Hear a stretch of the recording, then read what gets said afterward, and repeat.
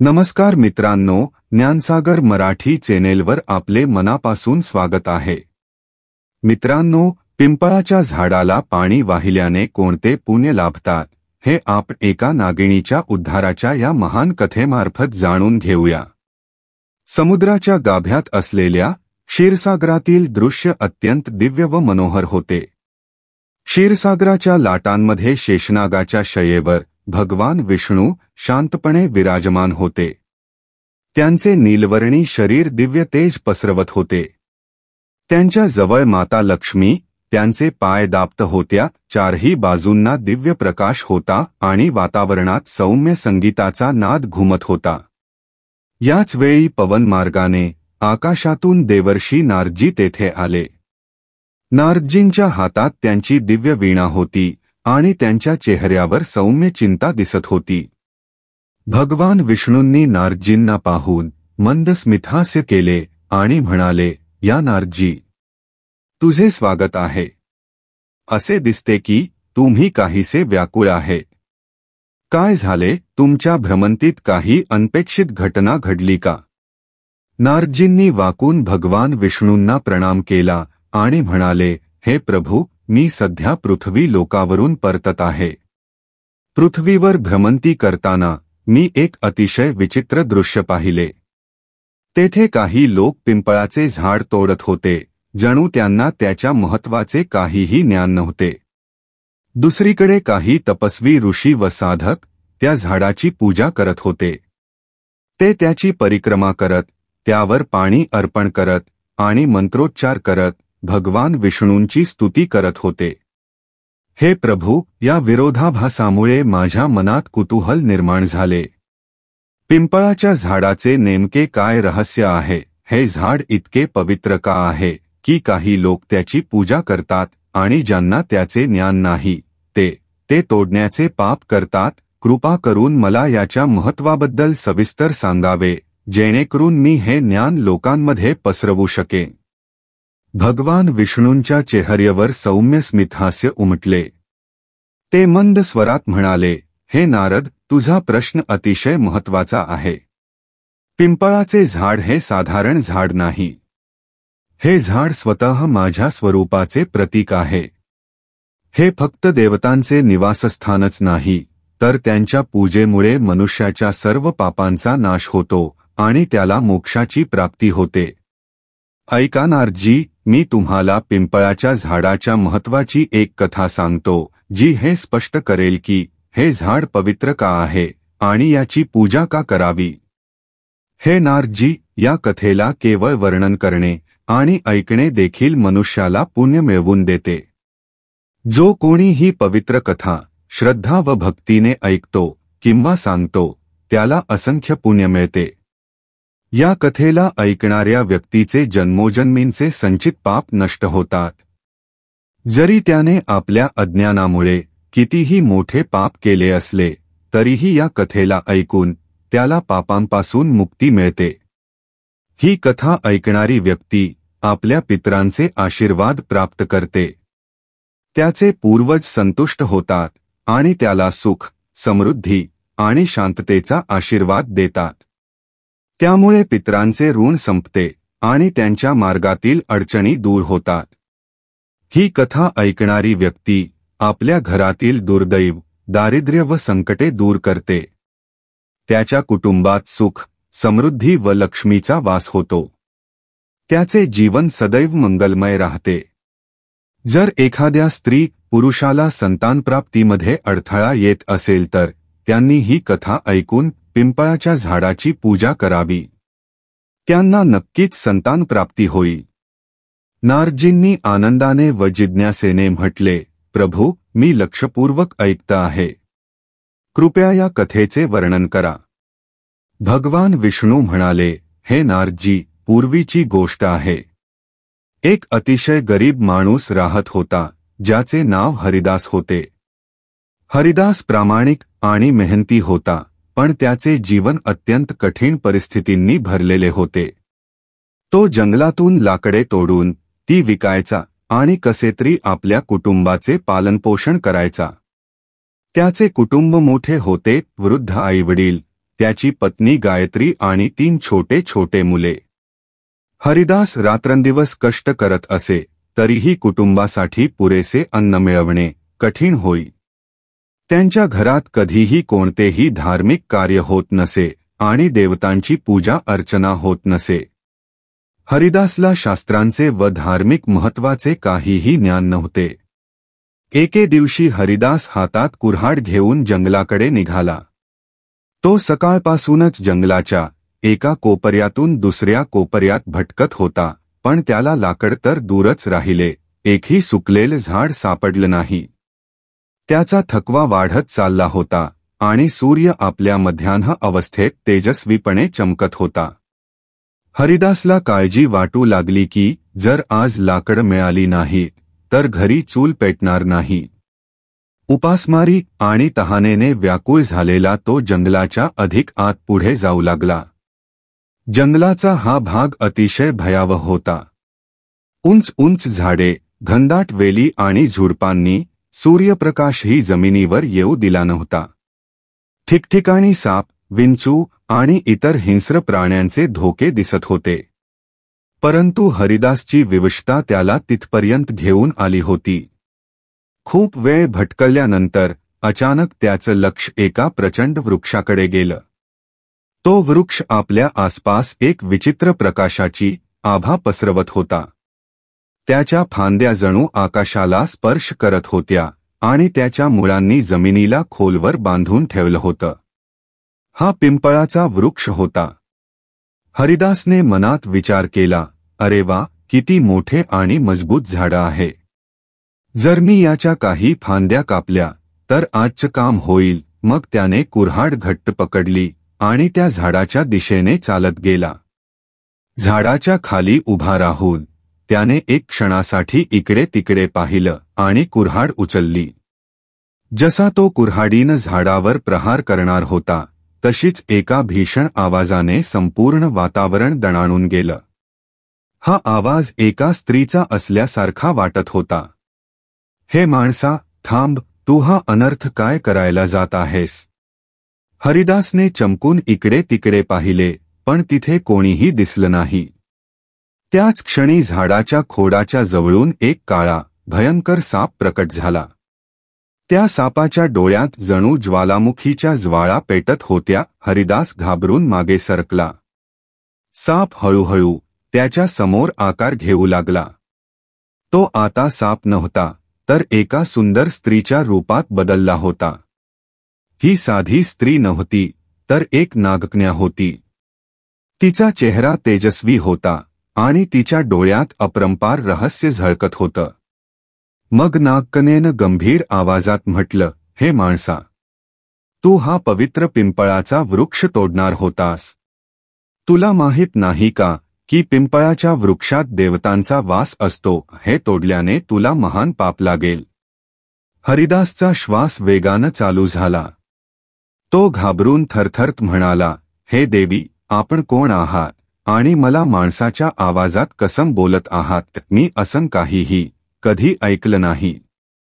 कृपया मला सांगा की आपण कोण आहात आणि हे झाड इतकं विशेष का आहे? नागकन्या स्मित करत म्हणाली, हे माणसा, मी या पिंपळाच्या झाडाची रक्षक आहे. माझं नाव नागिनी सुरसा आहे. हे झाड माझ्यासाठी खूप प्रिय आहे, कारण या झाडात माझं वास्तव्य आहे आणि हे पवित्र आहे. पण या झाडाशी माझं हे नातं फक्त या जन्माचं नाही, तर हे एका जुनी गोष्टीचा परिणाम आहे. ऐक, मी तुला माझ्या पूर्वजन्माची कथा सांगते. हे म्हणताच नागकन्या सुरसाचा चेहरा गंभीर झाला. तिच्या डोळ्यात भूतकाळाचं एक गहन रहस्य चमकू लागलं. हरिदास आश्चर्य आणि कुतूहलाने तिच्याकडे पाहू लागला, कारण हे सगळं त्याच्यासाठी खूप अद्भुत आणि विचित्र होतं. नागकन्येनं तिचा वृत्तांत सुरू केला. नागकन्येने सखोल श्वास घेतला आणि हरिदासकडे पाहत म्हणाली, हे माणसा, माझ्या मागील जन्मात माझं नाव सुमती होतं. मी एका प्रतिष्ठित वैश्य कुटुंबात जन्मले होते. माझे वडील एक धनाढ्य व्यापारी होते आणि माझ्या विवाहाचे आयोजन त्यांनी मोठ्या थाटामाटात केले. माझा विवाह एका पुण्यात्मा आणि ज्ञानी वैश्य पुत्राशी झाला, ज्याचं नाव धर्मपाल होतं. माझे पती अतिशय धार्मिक प्रवृत्तीचे होते आणि धान्याचा व्यापार करत. त्यांचे जीवन साधं पण धर्म आणि सत्कर्मांमध्ये लीन होतं. परंतु मी त्यांच्या गुणांशी सर्वथा विरुद्ध होते. माझा स्वभाव अतिशय स्वार्थी आणि अहंकारी होता. मी ना माझ्या पतीचा आदर करत असे, ना कोणत्याही प्रकारच्या धर्मकर्मात रुची ठेवत असे. मला देवतांच्या पूजेसुद्धा व्यर्थ वाटत असे. माझं मन नेहमी सांसारिक सुख आणि धनसंपत्तीमध्ये रमलेलं असे. माझे पती मला समजावत असे की आपल्याला जीवनात पुण्याचे कार्य करायला पाहिजे, देवतांची पूजा करायला पाहिजे. पण मी नेहमी त्यांच्या बोलण्याकडे दुर्लक्ष करत असे. आमच्या गावाजवळ एक मुनींचा आश्रम होता. तो आश्रम शांत, पवित्र आणि निसर्गाच्या सावलीत वसलेला होता. तिथल्या वातावरणात एक अलौकिक शांतता होती. मुनींनी त्यांच्या आश्रमाच्या अंगणात एक छोटासा पिंपळाचा वृक्ष लावला होता. गावातील लोक तिथे नियमितपणे पूजा करायला येत असत. ते पिंपळाच्या झाडाभोवती दिवे लावून, जल अर्पण करून आणि त्याची परिक्रमा करत असत. लोक विश्वास ठेवत होते की या झाडात भगवान विष्णू यांचा वास आहे आणि त्याची पूजा केल्याने त्यांचे पितर प्रसन्न होतात. लोकांच्या श्रद्धा आणि भक्तीमुळे ते झाड खूप कमी वेळात विशाल बनले. एका दिवशी मी त्या आश्रमाच्या जवळून जात होते. तिथं मी पाहिलं की एक ब्राह्मण अत्यंत श्रद्धेनं पिंपळाच्या झाडाची पूजा करत होता. तो झाडाच्या मुळांवर जल अर्पण करत होता आणि मंत्रोच्चार करत होता. हे दृश्य पाहून मी मोठ्याने हसले आणि कटू स्वरात म्हटलं, अरे ब्राह्मणा, तू मूर्खांसारखा या झाडाची पूजा का करत आहेस? हे तर फक्त एक झाड आहे, नाही हे फळ देतं, नाही फूल. हे झाड तरी कोणत्या उपयोगाचं आहे? ही व्यर्थाची ढोंगबाजी आहे. तुझ्या पूजेला काही अर्थ नाही. माझे शब्द ऐकून तो ब्राह्मण अत्यंत शांततेने माझ्याकडे पाहत राहिला. मग तो गंभीर स्वरात म्हणाला, हे देवी, तुझं अज्ञानच तुझ्या या वागण्याचं कारण आहे.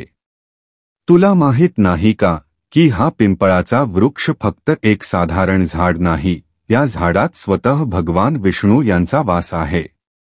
हे झाड जिवंत आहे आणि अत्यंत पवित्र आहे. याची पूजा केल्याने भगवान विष्णू प्रसन्न होतात. याच्या मुळांवर जल अर्पण केल्याने पितरांचे आशीर्वाद मिळतात. अनेक जन्मांचे पाप या झाडाच्या पूजेने नष्ट होतात. हे झाड मानव जीवनासाठी वरदान आहे.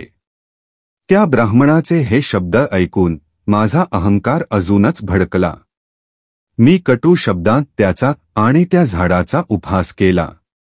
रागाने मी त्या झाडाजवळ पोहोचले आणि व्यंगात्मक स्वरात म्हटलं, पाहू, तुझे हे झाड किती महान आहे. असं म्हणून मी रागाच्या भरात पिंपळाच्या झाडाला लाथ मारली. जसं माझा पाय त्या झाडाला लागला तसंच एका विचित्र घटनेने तिथं सगळ्यांचं लक्ष वेधलं. माझ्या पायापासून शरीराच्या इतर भागात तीव्र जळजळ सुरू झाली. ती जळजळ असह्य होती. मी पाहिले की माझ्या शरीरात बदल होतो आहे. हळूहळू माझी त्वचा काळी पडू लागली आणि पाहता पाहता मी एका भयानक सर्पिणीत परिवर्तित झाले. नागिणीचे रूप धारण करून मी तिथेच किंचाळू लागले. माझ्या किंचाळण्याचा आवाज ऐकून आश्रमातील मुनी तिथं आले. मी त्यांच्यापुढं लोळण घेऊन रडत माझी व्यथा सांगितली. मी त्यांच्याकडे प्रार्थना केली की मला या शापातून मुक्त करा. मी माझ्या पापांसाठी प्रायश्चित्त करू इच्छिते. तेव्हा मुनी गंभीर स्वरात म्हणाले, हे स्त्री, तू खूप मोठे पाप केलंस. पिंपळाच्या झाडाला अपवित्र करणे आणि त्याचा अपमान करणं म्हणजे भगवान विष्णू यांचा अपमान आहे.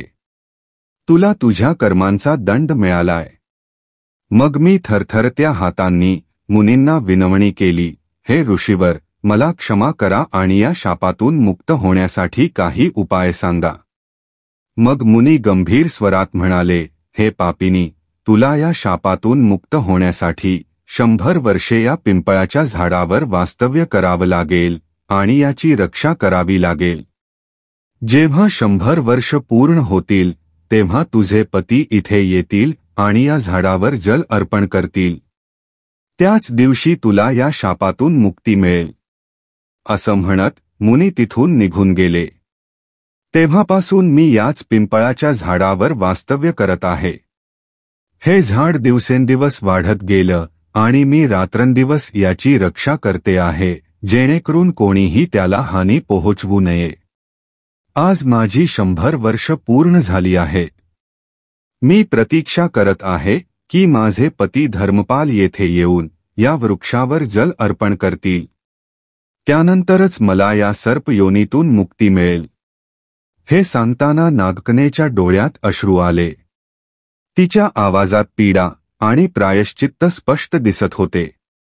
हरिदास हे सर्व ऐकून अवाक झाला. त्याला समजत नव्हते की त्याने जे काही ऐकले ते स्वप्न होतं की सत्य. त्याच्या हृदयात भय आणि श्रद्धा दोन्ही निर्माण झाले. नागकन्येची करुणामय कथा ऐकून हरिदास स्तब्ध झाला. त्याच्या डोळ्यात आश्चर्य आणि अविश्वासाचे भाव होते. त्याला हे समजत नव्हतं की तो स्वतः या घटनेशी कसा जोडलेला आहे. तेवढ्यात एक दिव्य तेजाने आश्रमातील मुनी तिथे प्रकट झाले. त्यांचा स्वर गंभीर होता आणि त्यात आशीर्वादाचा भाव होता. मुनी हरिदासकडे पाहत म्हणाले, हे हरिदास, हे सर्व तुझ्या पूर्वजन्माच्या कर्मांचेच परिणाम आहे. तुला जाणून घ्यायचं आहेस का की तू या नागकन्येच्या जीवनात काय स्थान ठेवतोस. हरिदासने विस्मयाने मुनीकडे पाहिले आणि थरथरत असलेल्या स्वरात म्हणाला, हे ऋषीवर, कृपया माझ्यावर कृपा करा आणि माझ्या जन्मांच्या रहस्याचा उलगडा करा. हे सर्व काय चाललं आहे. मी या नागकन्येशी कसा जोडलेलो आहे. मुनींनी डोळे बंद केले आणि त्यांच्या चेहऱ्यावर एक गंभीर भाव उमटला. मग त्यांनी सांगायला सुरुवात केली, हे हरिदास, ऐक तुझ्या पूर्वजन्माची कथा. ही नागकन्या, जिचे नाव सुमती आहे, हिचा पती तूच होतास. त्या जन्मात तुझं नाव धर्मपाल होतं. तू एक पुण्यात्मा व्यापारी होतास. तू सुमतीशी विवाह केला होता आणि तिचे जीवन सुधारण्यासाठी सर्वतोपरी प्रयत्न केले होतेस. तू एक धर्मनिष्ठ आणि सत्यवादी माणूस होतास. तुझ्या प्रयत्नांना सुमती नेहमी उपेक्षित करत होती. हरिदासने आश्चर्य आणि अविश्वासाने विचारलं, काय मी या नागकन्येचा पती होतो. मुनींनी हस्त उत्तर दिलं, होय हरिदास. सुमतीने तिच्या अहंकार आणि अज्ञानामुळे पिंपळाच्या झाडाचा अपमान केला होता. त्यामुळे तिला सर्प योनीचा शाप मिळाला. परंतु तुझ्या पुण्यकर्मांमुळे भगवंतांनी असा नियम केला की फक्त तुझ्या हाताने जल अर्पण झाल्यावरच सुमतीला या शापातून मुक्ती मिळेल. तू इथे फक्त तुझ्या नियतीमुळे आला आहेस. आज तुझं इथे येणं योगायोग नाही, तर विधीचे विधान आहे. सुमती, जी आतापर्यंत शांत होती, मुनींचं बोलणं ऐकून हरिदासच्या चरणांवर पडली. तिच्या डोळ्यातून अश्रू वाहू लागले. ती थरथरत्या स्वरात म्हणाली, हे स्वामी, मी माझ्या पूर्वजन्मातील पापांसाठी आपल्याकडे क्षमा मागते. माझ्या अहंकार आणि अज्ञानामुळे मी तुम्हाला दुःख दिलं आणि या पिंपळाच्या झाडाचा अपमान केला.